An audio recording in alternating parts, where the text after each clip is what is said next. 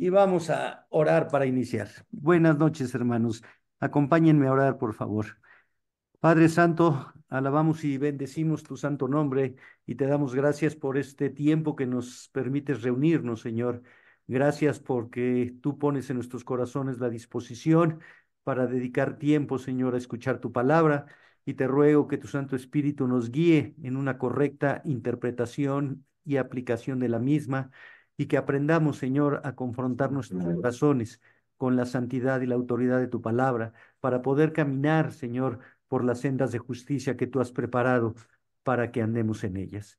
Padre, a los que faltan te ruego que los traigas con bien y permitas que se unan y que todos juntos te glorifiquemos a ti. En Cristo Jesús. Amén. Muy bien.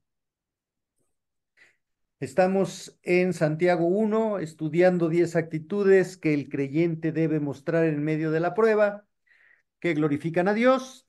Hasta el día de hoy hemos visto cuatro de esas actitudes. La primera, tener gozo en el versículo 2. La segunda, tener paciencia en los versículos 3 y 4. La tercera, ser humilde al pedir sabiduría en los versículos 5 al 8.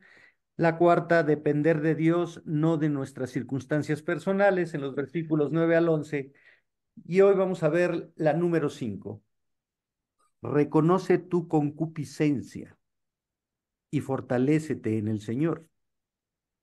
Ciertamente, Santiago nos dice que Dios prueba la fe, pero esa fe que es puesta por Dios está viviendo en un cuerpo pecaminoso, un cuerpo inclinado al mal, a darle la espalda a Dios, una carne que busca lo suyo y no busca lo de Dios. Y en medio de las pruebas, nuestra naturaleza pecaminosa nos inclina a buscar resolver la angustia de acuerdo a lo que sentimos y no de acuerdo a lo que sabemos de la palabra de Dios. Y por eso es que Santiago nos inicia dando en el versículo 12 una bienaventuranza. Bienaventurado el varón que soporta la tentación.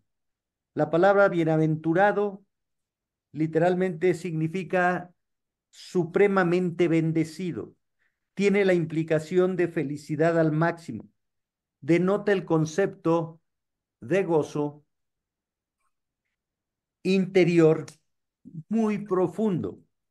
Un gozo que no es producto de nosotros, de nuestro conocimiento intelectual, que no es producto de nuestra situación financiera, que no es producto de nuestra antigüedad en el cristianismo, que no es producto de nuestra experiencia personal o ministerial, es producto de la obra de Dios en el creyente. Es un gozo supremo en medio del fuego de la aflicción, en medio de las aguas, como el profeta Isaías escribió, aunque pases por las aguas, no te negarás, y aunque pases por el fuego, no te quemarás porque yo estaré contigo. Y el Señor nos dice, no puedo evitar la prueba de las aguas o del fuego, pero sí te garantizo que estaré contigo para alentarte a que sigas caminando en medio de las aguas y del fuego, porque las aguas no te van a negar, no te van a impedir salir victorioso de la prueba, ni el fuego te va a consumir. Por eso es la bienaventuranza, el gozo supremo. Habla del varón. El varón aquí en el griego es andros y literalmente significa el que engendra, el macho, el hombre, el marido, el esposo. Y esto implica todo el abanico de lo que es y hace un varón. Ese varón es puesto a prueba. Ya nos dijo Santiago en el versículo 2 que hay diversidad de pruebas. Podemos ser probados en nuestro aspecto laboral, en nuestro aspecto familiar, en nuestro aspecto matrimonial, en nuestra paternidad. Ya en los versículos precedentes habló del hermano que tiene escasez y el hermano que tiene abundancia. Las pruebas son diversas, pero todos los creyentes pasan por prueba. Y dice que solo el varón que soporta, literalmente que resiste, que se mantiene firme, que persevera en medio de la oposición. Este es un verbo que está en presente y nos muestra dos realidades. Uno, la realidad de la prueba, de la angustia, de la oposición. Y otro, la realidad de la perseverancia. Solo el varón que persevera, que soporta la tentación y sale de ella victorioso, experimenta ese gozo. La pregunta es, ¿estamos experimentando ese gozo en medio de la prueba que estamos enfrentando? ¿En medio de la tentación que estamos enfrentando? Porque dice tentación. Recordemos, la palabra peirasmos en griego implica examen, someter a otro a una prueba para conocer su verdadera naturaleza o carácter. Pero peirasmos puede ser prueba o puede ser tentación dependiendo del resultado. Tentación tiene el propósito de hacer que la persona tropiece. La implicación es experimentar la adversidad a la voluntad de Dios. La tentación busca provocar la desobediencia a Dios. Entonces, lo que enfrentamos, nosotros no sabemos si es prueba o tentación. Todo dependerá de la conducta que despleguemos ante ella. Si el evento nos lleva a buscar una solución fuera de la voluntad de Dios, es tentación. Si el evento nos lleva a permanecer firmes en la voluntad de Dios, entonces fue prueba. Pero aquí Santiago está enfatizando que es tentación. El contexto es claro. Bienaventurado el varón que soporta la tentación, que soporta la prueba que quiere desviarlo de su lealtad a Cristo. Es la misma palabra que se usó en Lucas 4:13 con la tentación de Cristo. Lucas 4:13, se los leo. Y cuando el diablo hubo acabado toda tentación, se apartó de él por un tiempo. Satanás no buscaba probar la fe de Cristo, buscaba tropezarlo para que se apartara de la voluntad de Dios.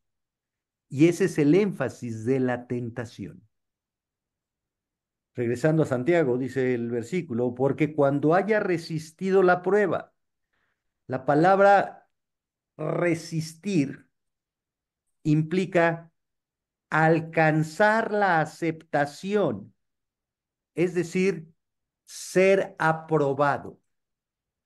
Cuando el varón resiste la tentación, sale aprobado del evento. Entonces, resistió, aguantó, soportó, no claudicó. Su fe fue genuina y a través de ese evento su fe fue purificada, fortalecida. Entonces, no toda tentación es un enemigo que vence a la fe del creyente. Toda tentación tiene el propósito de que claudiquemos en la fe, pero es esa fe en Cristo, esa confianza en el poder de Dios a través de la obediencia, lo que nos da la victoria sobre la tentación. Dice que cuando haya vencido a esa tentación, recibirá la corona de vida. Recibir es obtener como posesión, pero el verbo está en un futuro indicativo, muestra la realidad, y seguridad de esa recepción. No hay nada que pueda impedir que resistiendo la tentación se reciba la corona de vida, literalmente una guirnalda al vencedor, un premio al que soportó la tentación, al que luchó contra la tentación, al que venció la tentación.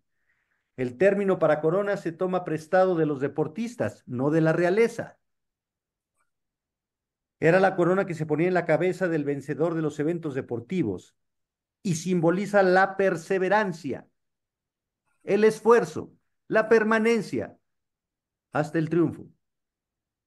Una traducción más literal pudiera ser la corona que es vida. Recibirá la corona que es vida. ¿Cuál vida? La vida eterna. Por consiguiente, podríamos decir que la perseverancia confirma la aprobación de Dios porque da evidencia de vida eterna. Y esto es muy importante. Recibimos vida eterna a través del nuevo nacimiento. A partir de ese momento inicia la vida eterna del creyente.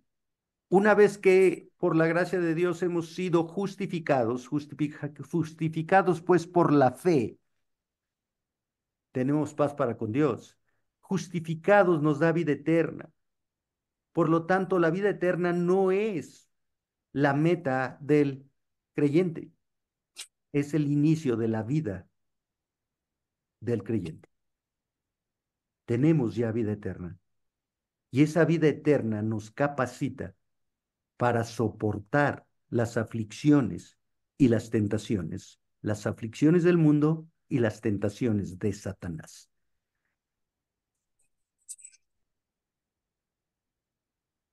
Esa corona, dice Santiago, Dios la ha prometido a los que le aman. Literalmente, Dios ha decretado, ha hecho una afirmación, una aseveración que es firme, que es segura y que nada puede quitar ni cambiar. Pero ¿para quién es? ¿Para los que saben mucha teología? No. ¿Para los que tienen muchos años en el cristianismo? No. Literalmente dice, para los que han demostrado amor a Dios. No, no son los que dicen que aman a Dios, son los que muestran amor a Dios. La razón para la felicidad en medio de las pruebas está en la recompensa que se recibirá.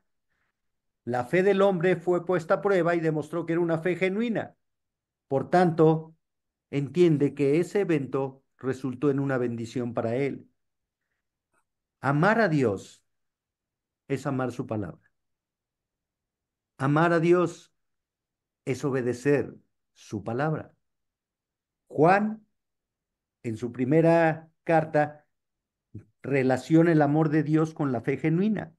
Dios es amor, y el que permanece en amor permanece en Dios y Dios en él.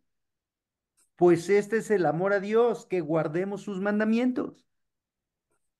No hay otra forma de manifestar el amor a Dios que la obediencia, la sumisión voluntaria y gozosa del corazón a la autoridad de Dios.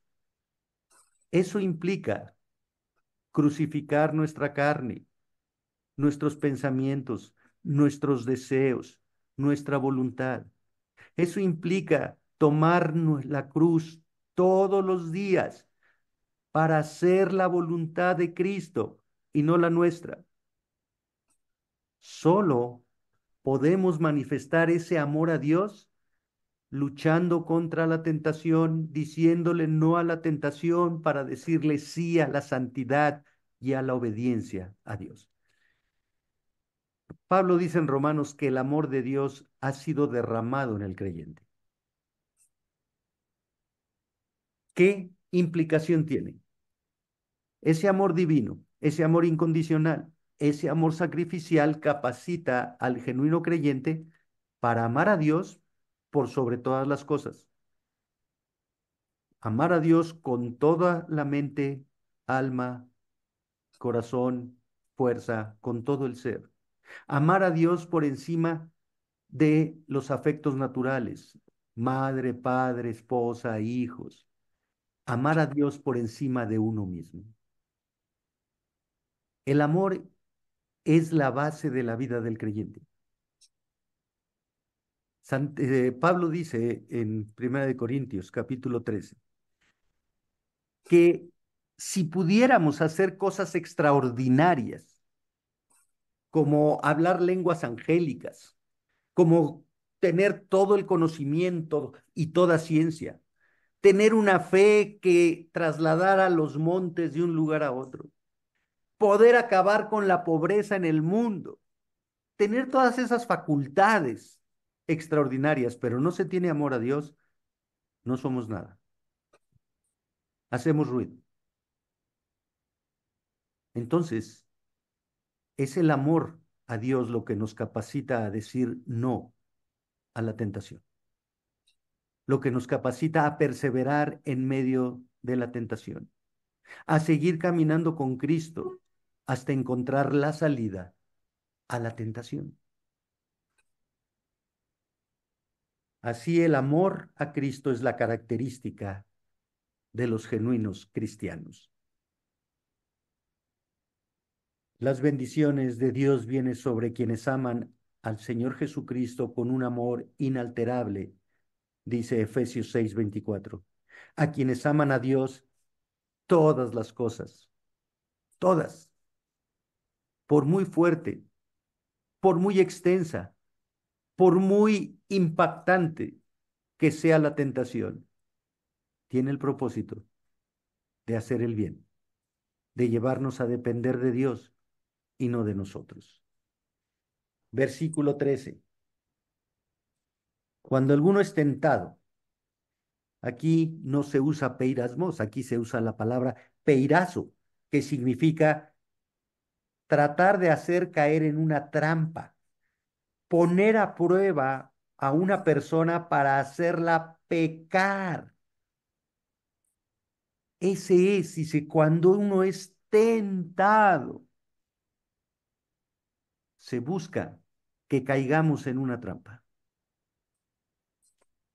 Esta palabra se usó en el Evangelio de Juan en el capítulo 8, versículos 5 y 6. Y en la ley nos mandó Moisés a apedrear a tales mujeres. ¿Tú pues qué dices? Mas esto decían, tentándole para poder acusarle. Pero Jesús, inclinado hacia el suelo, escribía en tierra con el dedo. La mujer adúltera. La ley decía que los adúlteros debían morir apedreados, los dos. Pero nada más llevaron a la mujer, no llevaron al varón. Y querían apedrear solo a la mujer. Y el texto es claro. Quisieron tentar a Jesús, pero él no cayó en la trampa. Él no cayó en la trampa. Y agrega Santiago, cuando alguno es tentado, no diga, este es un imperativo negativo permanente, no afirmes que es tentado de parte de Dios.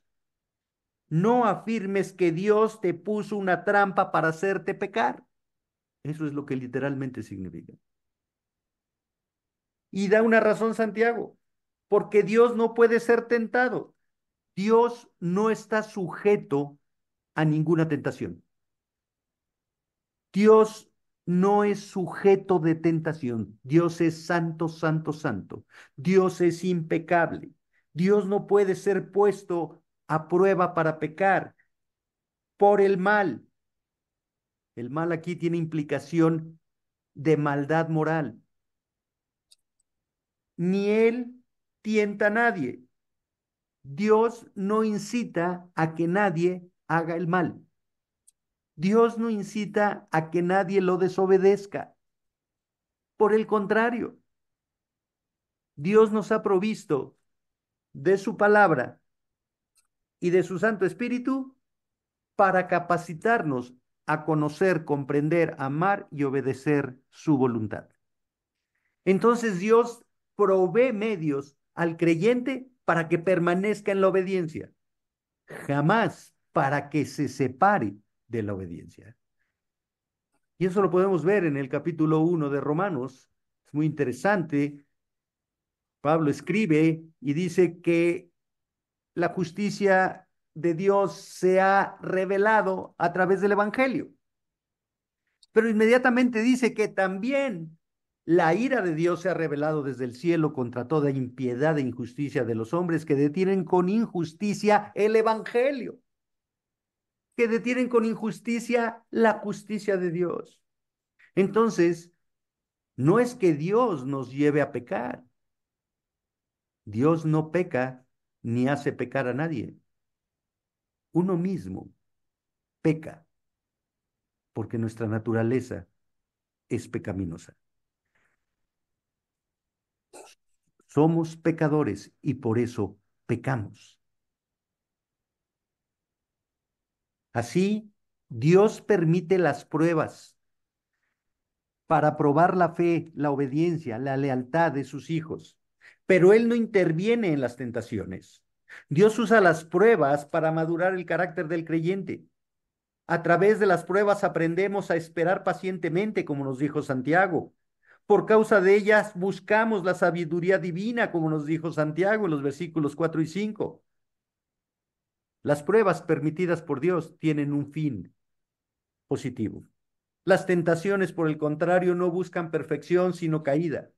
Por tanto, al estar vinculadas con el pecado, no pueden originarse en Dios. Él es absolutamente santo y justo, de modo que su deseo es contrario a instigar a alguien al pecado. Acusar a Dios del origen, de la causa de la tentación, es buscar una justificación para el pecado. Y Génesis 3:12 nos los refiere y nos los enseña. La mujer que tú creaste, esa mujer, si tú no la hubieras traído, Dios, yo no hubiera pecado. Fuiste tú, no yo. Me agarraste dormido. Uno, no te la pedí. Dos, me agarraste dormido. Entonces, pues eres tú, Señor. Pero en teología tenemos un término que se conoce como la teodicea, la existencia del mal. ¿Es Dios el origen del mal? No. Dios reconoce la existencia del mal, permite la existencia del mal para cumplir sus propósitos santos, pero Él no es el causante del mal. Sí es la causa primera de todas las cosas, pero no es el causante del mal. Los ángeles creados por Dios tienen inteligencia y tienen voluntad. Uno de esos ángeles, porque los ángeles no son robots, se rebeló contra Dios. Quiso ser como Dios y fue expulsado de la presencia de Dios y se volvió el enemigo de Dios. Él es el causante del mal, pero no Dios. Dios no lo creó malo. Dios no creó pecadores a Adán y Eva. Les dio libre albedrío. Usaron mal su libertad y pecaron, pero Dios no los hizo pecadores. Entonces Dios no es la causa del mal. Las tentaciones son de naturaleza humana. Pablo escribiendo a los Corintios en 1 Corintios 10:13 nos dice que ninguna persona, ni siquiera el cristiano más espiritual puede escapar de la tentación. Y aún Jesucristo, en su humanidad, mostró que fue tentado por Satanás, pero él no se dejó seducir por la trampa de su enemigo. Él dijo no a la tentación. Venció la tentación con la autoridad de la palabra de Dios, sometiéndose a la palabra de Dios, obedeciendo la palabra de Dios. Por lo tanto, dice Santiago, sino que cada uno es tentado cuando de su propia concupiscencia. Aquí muestra Santiago un contraste. Cada uno, cualquier hombre, cualquier ser humano, es puesto a prueba con la intención de desobedecer a Dios. Está hablando de creyentes. La gramática griega enfatiza una acción continua. Cada uno es tentado siempre. Hay una permanente tentación en nuestra vida. ¿Y cuál es el origen de esa permanente tentación? Tentación, dice Santiago, cuando de su propia concupiscencia. Concupiscencia en el griego es epitumia. Es una palabra neutra. Implica deseo, anhelo, pasión. Es una palabra neutra porque hay anhelos, deseos y pasión positiva, correcta, santa. Pero también hay deseos, anhelo, pasión pecaminosa. Y por el contexto, al hablar de tentación, aquí la concupiscencia es negativa, es pecaminosa. Hay una codicia, hay un anhelo, hay un deseo, no de obedecer a Dios, sino de satisfacernos a nosotros. En el Evangelio de Marcos, capítulo 4, versículos 18 y 19, leemos. Estos son los que fueron sembrados entre espinos, los que oyen la palabra, pero los afanes de este siglo y el engaño de las riquezas y las codicias de otras cosas entran y ahogan la palabra y se hace infructuosa. Ahí está la palabra codicia, una codicia pecaminosa. No quieren obedecer a Dios, no tienen una raíz, no están enraizados en la gracia, en la fe, en la obediencia a Dios, sino quieren codiciar otras cosas y son apariencia y no sustancia. Y Pablo en Gálatas 5:16 nos dice, digo pues, andad en el Espíritu, vivir guiados en el Espíritu y no satisfagáis los deseos de la carne. Satisfacer los deseos de la carne implica esa concupiscencia pecaminosa. ¿Por qué? Porque hay una enemistad entre el Espíritu regenerado y la carne pecaminosa. Capítulo 8 de Romanos dice que ninguna condenación hay para los que están en Cristo, los que no andan conforme a la carne, sino conforme al Espíritu, dejándose gobernar, guiar, controlar, mover por el Espíritu Santo y no por los deseos de la carne. Entonces, la fuente de la tentación no es Dios. La fuente de la tentación es nuestra concupiscencia, nuestros deseos, anhelos pecaminosos, la lujuria de satisfacer nuestra carne, de no escuchar al Espíritu de Dios, de entristecer al Espíritu de Dios, de ignorar al Espíritu de Dios para no hacer la voluntad del Espíritu, sino la nuestra. Y esa concupiscencia produce que seamos atraídos y seducidos. La palabra atraídos significa arrastrados. Seducidos implica atrapados. El teólogo, el doctor Lacueva, escribe, y cito, los verbos griegos que hemos traducido por arrastrado y seducido son términos tomados respectivamente del arte de la caza y de la pesca. El primero significa en sentido propio la acción con la que los cazadores tratan de atraer los animales para sacarlos de sus escondites. El segundo se dice de los peces que son seducidos por el cebo. La ilustración es magnífica, pues describe la forma con que una persona, al ser sorprendida por la tentación, siente dentro de sí una especie de tirón hacia el objeto de la tentación.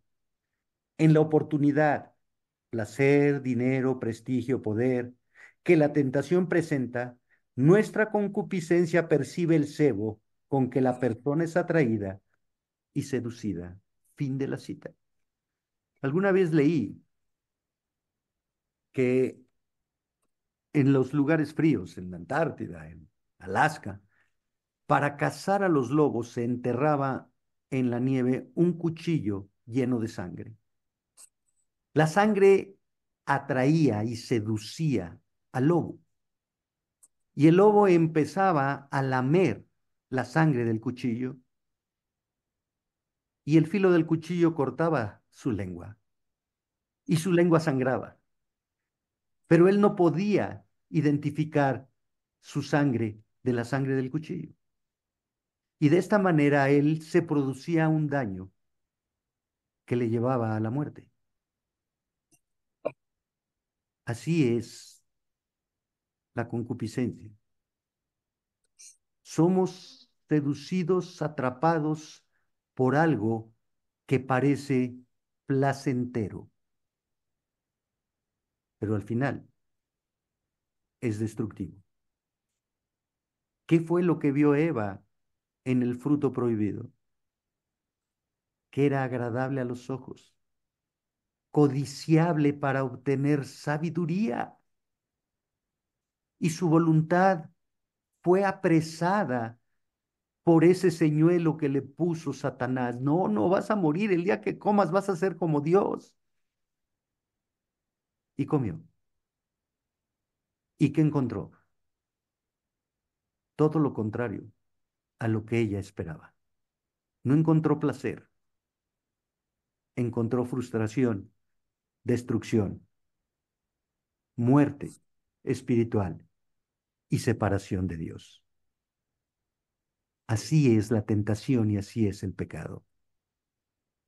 Cuidemos de no estar lamiendo el puñal del placer pecaminoso que al final nos va a llevar a la destrucción, a la separación de Dios. Por lo tanto, el problema no es un tentador que está afuera de nosotros, sino el traidor que llevamos dentro. El error, el enemigo, está dentro de nosotros, en nuestra carne no redimida. Pablo, escribiendo a los romanos, en el capítulo 7, les dijo, y yo sé que en mí, esto es en mi carne, no mora el bien, porque el querer el bien está en mí, pero no el hacerlo, porque no hago el bien que quiero, sino el mal que no quiero, eso hago. Y si hago lo que no quiero, ya no lo hago yo, sino el pecado que mora en mí. Así que, queriendo yo hacer el bien, hallo esta ley, que el mal está en mí, porque según el hombre interior me deleito en la ley de Dios, pero veo otra ley en mis miembros que se revela contra la ley de mi mente y que me lleva cautivo a la ley del pecado que está en mis miembros. Miserable de mí, ¿quién me librará de este cuerpo de muerte? Gracias doy a Dios por Jesucristo, Señor nuestro. Así que yo mismo con la mente sirvo a la ley de Dios, mas con la carne a la ley del pecado. Esa es la lucha que hay en un genuino creyente. Una lucha permanente. Somos tentados en pensamiento, somos tentados en lo que escuchamos, somos tentados en lo que vemos, somos tentados en lo que hablamos, somos tentados en donde caminamos, en donde andamos, con lo que tocamos. Es una lucha permanente, pero esa lucha muestra vida espiritual. El que se dice creyente y no tiene esa lucha, no tiene al Espíritu de Dios dentro de él. Y el que no tiene el Espíritu de Dios no es de él. Versículo 15. Entonces la concupiscencia, la codicia, el deseo empieza a gobernar después que ha concebido, literalmente después de que nos ha atrapado, que nos ha capturado, da luz al pecado. Es decir, produce que el pecado nazca en nosotros. Y el pecado siendo consumado, siendo terminado, da luz a la muerte espiritual. Santiago describe ahora no cómo se cazan los animales ni los peces. Ahora pasa a la analogía de una mujer embarazada. Describe el proceso de la tentación hasta dar a luz el pecado. Comienza con un deseo fuerte que mueve la emoción, un sentimiento, un anhelo por algo que al principio pudiera estar muy en nuestro subconsciente, pero se va desarrollando profundamente en nosotros de tal forma que nos atrapa en la voluntad. Ese deseo de adquirir, de lograr o de poseer algo que no tenemos, sea un bien material, sea una posición, sea un reconocimiento, sea otra persona que no sea nuestra esposa, empieza a maquinarse dentro de nosotros mismos. El deseo se desarrolla y conquista nuestra atención. De esta forma, la concupiscencia del pecado llega de la misma manera. Algo que vemos capta de repente nuestra atención y convierte en un fuerte deseo que gobierna nuestra mente y voluntad hasta lograrlo. Así, el engaño empieza a producirse en la mente y cuando pensamos en ese objeto que gobierna nuestro deseo, empezamos a justificar la razón para tenerlo. ¿Por qué no? Lo merezco. ¿Por qué no? Lo necesito. ¿Por qué no? ¿Quién se va a enterar? ¿Por qué no? Tengo problemas en mi matrimonio.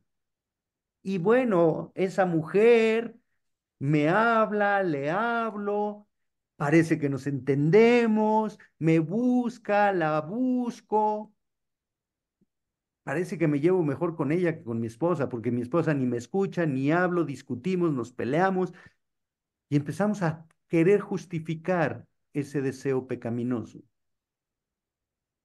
Entonces, no le decimos no a la mente que busca justificar la concupiscencia, porque empezamos a convencernos nosotros mismos de que eso no debe ser tan malo. Al llegar a este punto, la escritura nos dice que la concupiscencia ya ha concebido. Interiormente el pecado ya tiene vida. Ya buscamos el qué, el cómo. Voy a planear esto, voy a hacer aquello. Nuestra voluntad ya está atrapada y el pecado ha nacido. El tercer paso es el planteamiento. Se comienzan a hacer los planes para llevar a cabo el deseo emocional que hemos concebido en nuestra mente. Nuestra voluntad está dirigida a complacer nuestra carne, a satisfacer nuestros deseos. Lo que se ha anhelado y racionalizado ahora se busca conscientemente como un asunto de elección. El cuarto paso y final es la desobediencia a la ley de Dios, por medio de la cual el pecado es manifiesto ya, ya no es interior, ya es materializado exteriormente, ya lo llevamos a cabo, ya lo consumamos materialmente.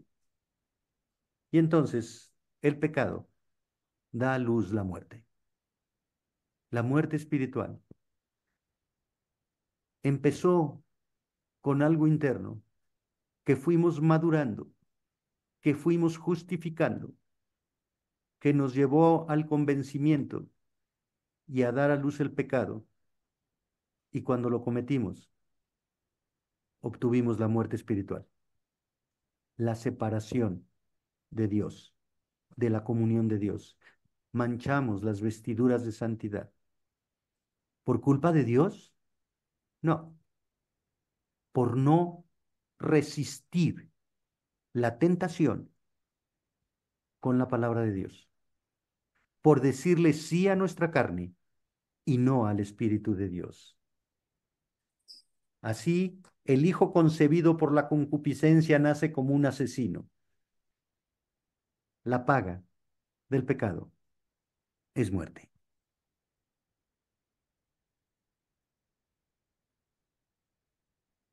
¿Cómo enfrentar la tentación? Con la palabra de Dios.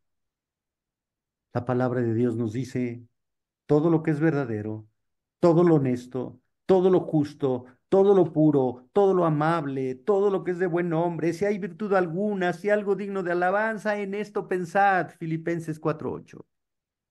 En esto pensad. Llenemos la mente y el corazón de la palabra de Dios. Sin importar la situación económica, experimentaremos pruebas y estas no se aprueban con recursos materiales, sino espirituales, que nos lleven a reconocer nuestras debilidades delante de Dios y a fortalecernos en el poder de su palabra, en la autoridad de su palabra.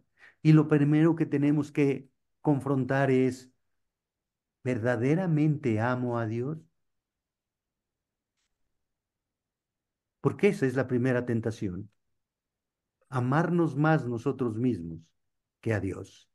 Y si nos amamos más nosotros mismos, vamos a buscar satisfacernos nosotros mismos, buscar nuestra seguridad, nuestra tranquilidad, nuestra comodidad y no agradar a Dios. Porque agradar a Dios implica esfuerzo, perseverancia, agotamiento, cansancio. Empezó el versículo 12 hablando de bienaventurado el varón. Y eso nos lleva a las bienaventuranzas que Cristo expresó en el Sermón del Monte. Hermanos, tenemos que conocernos a nosotros mismos. La escritura es clara. Pruébate a ti mismo si estás en la fe. ¿Verdaderamente conoces tu corazón? ¿Verdaderamente nos conocemos a nosotros mismos y sabemos de qué pie cojeamos? Siempre confesamos el pecado que está en el pináculo de la pirámide, pero no confesamos los pecados que están en la base de la pirámide, porque no queremos rascar a nuestro corazón, no queremos escudriñar nuestro corazón. Y la palabra de Dios es esa espada de doble filo que parte el corazón y discierne los motivos, las intenciones, los pensamientos. Tenemos que discernir cómo es nuestro corazón. Y hay muchos pecados con los que somos tentados y que no nos damos cuenta de ello. Por ello, rápidamente, sin hacer un estudio profundo de las bienaventuranzas, quiero que vayamos a Mateo 5, versículos 3 al 10. Dice el versículo 3: bienaventurados los pobres en espíritu, porque de ellos es el reino de los cielos. ¿Quiénes son los pobres en espíritu? Los que saben que no tienen nada, los que somos mendigos espirituales porque necesitamos a Dios y reconocemos la necesidad que tenemos de Dios. ¿Qué es lo contrario a un pobre en espíritu? Un orgulloso, un soberbio. ¿Será nuestra concupiscencia esa? ¿Buscamos el reconocimiento, la alabanza propia o de extraños para jactarnos de lo que sabemos, hacemos, decimos que somos? Versículo 4. Bienaventurados los que lloran, porque ellos recibirán consolación. Lloran porque reconocen sus pecados y son movidos a un arrepentimiento. Hay tristeza por ofender a Dios. Como Pablo dijo en Corintios, la tristeza del mundo produce muerte, pero la tristeza de Dios lleva a un arrepentimiento del cual no hay que arrepentirse. ¿Qué es lo contrario al arrepentimiento? Justificar nuestras conductas, no reconocer nuestras responsabilidades. ¿Por qué hiciste esto? Porque tú me provocaste. ¿Por qué no hiciste aquello? Siempre se busca justificar el hacer o el no hacer, pero eso nos impide reconocer el pecado y arrepentirnos genuinamente. ¿Será esa nuestra concupiscencia? ¿Tendremos algo del rey David que pasó más de un año cuando pecó con Betsabé y no se arrepintió hasta que vino Natán y lo confrontó directamente? La palabra de Dios nos confronta directamente. El problema es que no la leemos. Y cuando la leemos, no aceptamos la confrontación. Versículo 5. Bienaventurados los mansos, porque ellos recibirán la tierra por heredad. ¿Quiénes son los mansos? Los que se dejan gobernar por Dios, los que saben quién lleva las riendas que gobiernan el corazón y nuestra vida. ¿Quién manda? Ah, pero nosotros somos hombres, guerreros, indomables, rebeldes, orgullosos, jactanciosos. ¿Será esa nuestra concupiscencia? ¿Que no nos dejamos gobernar por Dios porque no queremos ser mansos? Eso implica que no llevamos el yugo de Cristo. Jesús dijo, llevad mi yugo y aprended de mí que soy qué, manso y humilde. Estamos separados de Dios. Versículo 6. Bienaventurados los que tienen hambre y sed de justicia, porque ellos serán saciados. Hambre y sed son elementos naturales de todo ser humano que requieren ser satisfechos. El alma del genuino creyente tiene hambre y sed de justicia. La justicia aquí es el gobierno de Dios. Tiene hambre y se necesita satisfacer sus necesidades primarias en su relación con Dios. Justicia de Dios, no justicia del hombre. Gobierno de Dios, no falsa religiosidad, apariencia religiosa. Este pueblo de labios me honra, pero su corazón está lejos de mí, dijo Jesús a Israel. Y hoy puede decirlo de la iglesia. Mi iglesia, con la que estoy comprometido y desposado, de labios me honra, pero no se deja gobernar por mí. Una apariencia religiosa llena de versículos, de conocimiento bíblico, pero no de obediencia. ¿Será esa nuestra concupiscencia? ¿Aparentar que somos lo que Dios sabe que no somos? Versículo 7. Bienaventurados los misericordiosos, porque ellos alcanzarán misericordia. La misericordia implica dar. Jesucristo dijo, dad y se os dará. Sed misericordiosos, no le niegues la misericordia a nadie. Santiago más adelante va a decir que juicio sin misericordia hará aquel que sin misericordia hace juicio, porque la misericordia vence al juicio. ¿Qué nos impide ser misericordiosos? El egoísmo.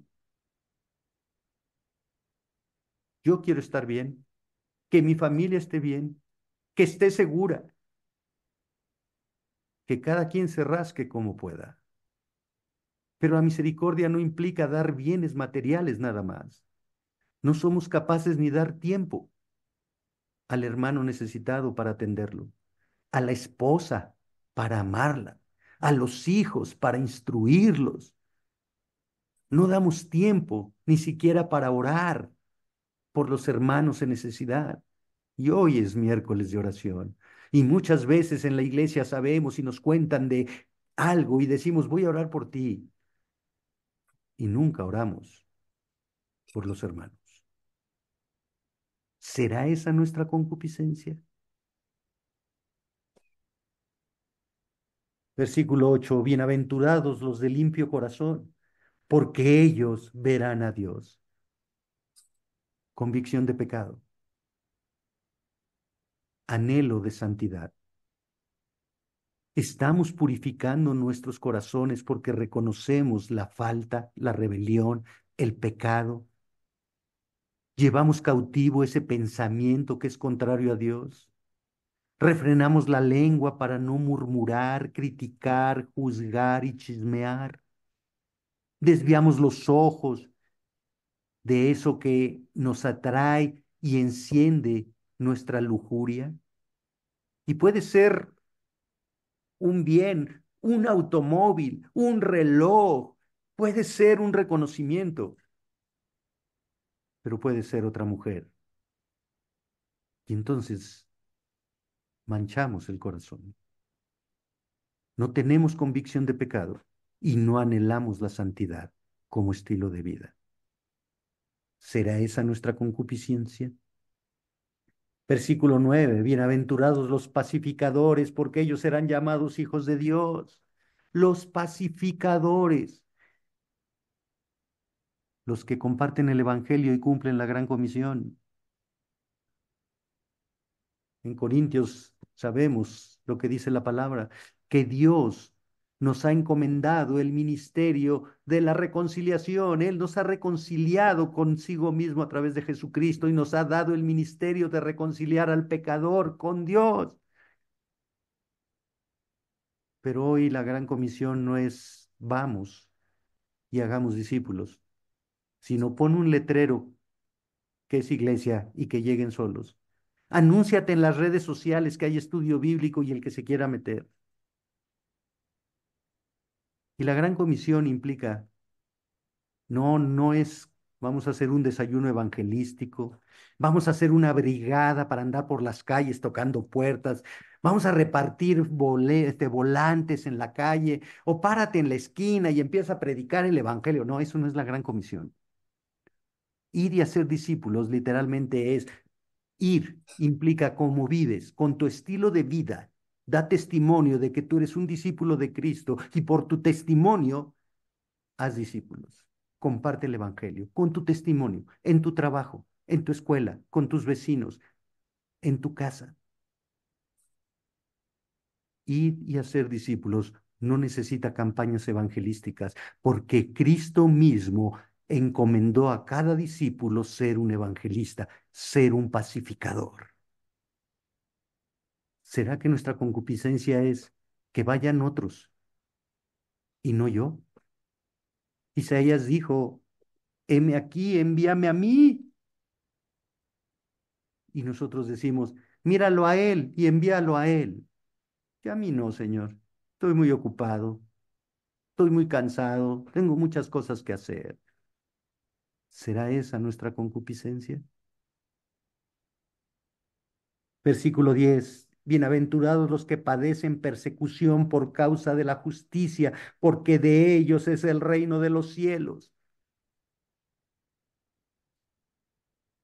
No importa el rechazo, no importa la vergüenza, no importa que sepan que soy cristiano porque no me avergüenzo del evangelio porque es poder de Dios para salvación. No importa que me juzguen, que me critiquen porque digo no a las prácticas del mundo, a la inmoralidad, porque no engaño a mi esposa, porque llego temprano a mi casa, porque oro con mis hijos. No importa lo que el mundo diga, porque busco agradar a Dios antes que agradarme a mí y agradar a los hombres. ¿Será esa mi concupiscencia, que busco la alabanza de los hombres en lugar de la de Dios? Hermanos, estos son simplemente unos comparativos. Las bienaventuranzas muestran el carácter de los que van a vivir en el reino de Dios. Oremos porque no nos gobierne nuestra concupiscencia, sino el Espíritu de Dios que nos lleve a cumplir con estas bienaventuranzas. El mundo declara, felices son los ricos, los nobles, los triunfadores, los machos, los glamorosos, los populares, los famosos, los agresivos. Cristo dice, bienaventurados los que no son autosuficientes, sino los que reconocen su propio vacío y su propia necesidad, que llegan a Dios como por dioseros, sabiendo que no tienen recursos en sí mismos. No confían en su propia habilidad, sino que están muy conscientes de su incapacidad. Jesús dice que tales personas no son para nada positivas acerca de sí mismas, sino que lloran por su propia pecaminosidad y su separación de un Dios santo. A fin de estar realmente contento, un individuo no debe ser egoísta sino abnegado. Debe ser manso, misericordioso, puro de corazón, deseoso de justicia, y buscará hacer la paz en los términos de Dios, incluso si esas actitudes lo llevan a sufrir. Porque a vosotros os es concedido no solo que creáis en Él, sino que padezcáis